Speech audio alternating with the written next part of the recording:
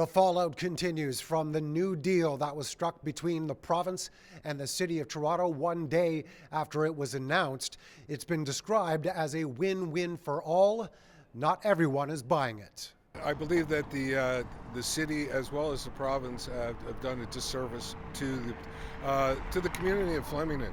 Buried in the breakdown of the new deal, including uploading of the DVP and Gardiner to the province, and the Ontario Place development being pushed through, was the Science Centre being moved to the waterfront as part of that plan. Another related community fight that has seemingly been lost as a result of Mayor Chow and Premier Ford shaking hands, no matter the promise of maintaining some sort of programming in the community.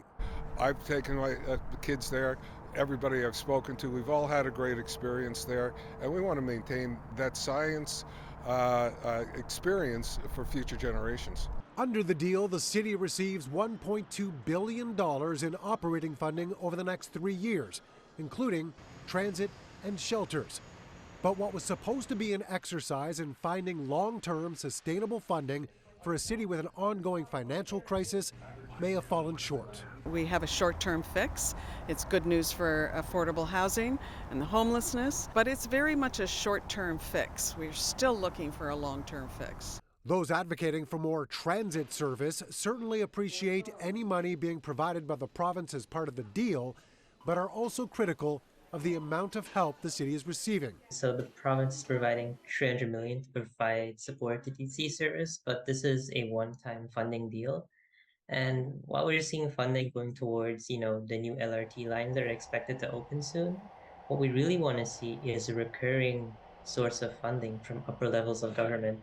Reaction online was swift and continues with people accusing Chow of breaking campaign promises and selling out, calling the compromise on Ontario Place and the Science Centre a massive disappointment.